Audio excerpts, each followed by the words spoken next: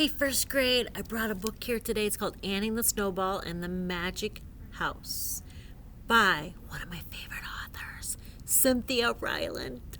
Oh, she wrote Henry and Mudge books. If you ever get a chance to look at Henry and Mudge books, oh, you would love to learn about Henry and Mudge. They have a lot of fun together. But this is Annie and Snowball, so let's go ahead and get started. Chapter 1, A New Friend. At school, Annie made a new friend. Her friend's name was Sarah. One day, Sarah invited Annie over to play. Sarah said that Annie could even bring her bunny Snowball. After school, Annie asked her dad if she could play at Sarah's house. Sure, said her dad, and her dad drove her there.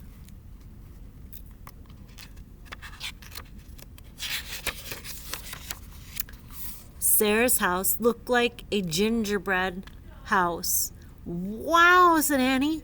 I like Sarah's house. I bet someone bakes a lot of cookies here, said Annie's dad.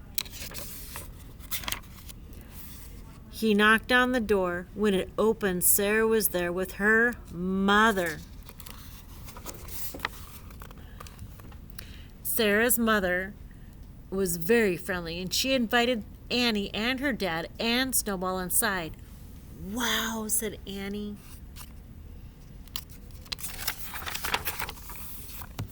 Sarah's house was just full of frilly things, and frilly things were Annie's favorite things. I like your lamps and your teacups and your flowery chairs, said Annie.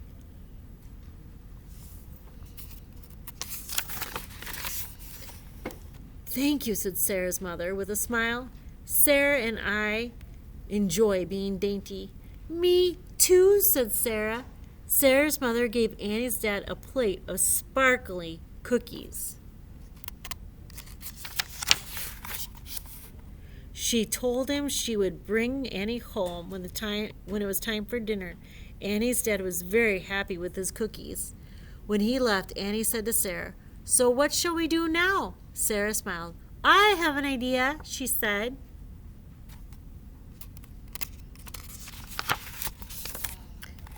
Chapter 2, Fairy Tea. Sarah took Annie into the garden. "It's so pretty," said Annie. The garden had rows of roses and climbing vines and walls of ivy and lovely stone angels. "Would you like to make a fairy house?" asked Sarah.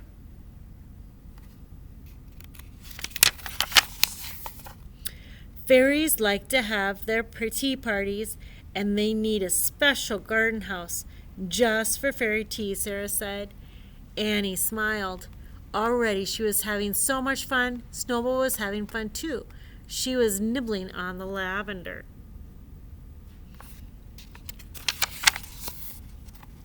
Sarah and Annie searched for a perfect spot for fairy tea. They found one under the large green leaves of the hosta plant. "It's perfect," said Sarah. "Nice and private," said Annie, and then they set about making the fairy house. Annie found pieces of walnut shells and squirrels had left behind. The shells would make perfect chairs. Sarah found a nice smooth stone for the tea table. Together they made walls from small rocks, and they placed rose petals on top to make them pretty. The girls found small red berries and tiny green pebbles and little bits of violet.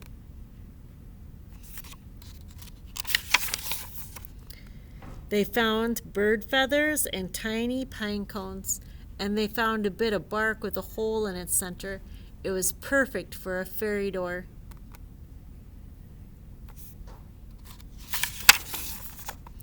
The fairy house looked magical. Annie and Sarah were proud.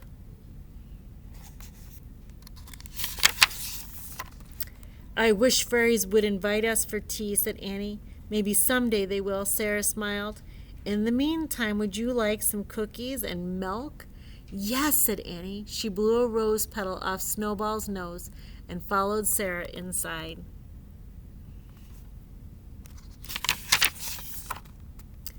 Chapter 3, Home.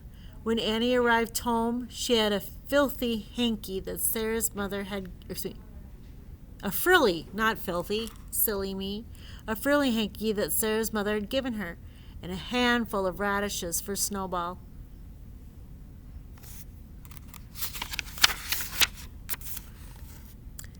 Are there any sparkly cookies? Annie asked her dad. Oops, said Annie's dad. Annie smiled. That's okay, she said. I already had cookies and milk. Me too, said Annie's dad, smiling back. Did you have fun at Sarah's house? He asked. Annie thought about the garden and the fairy house and all the fairy parties to come. She nodded her head. Yes, she said, it was magical. Aw, what a sweet book. Synthia Rylant is such a wonderful author. I hope you look for books by her when you can read those. Thank you. Have a good day.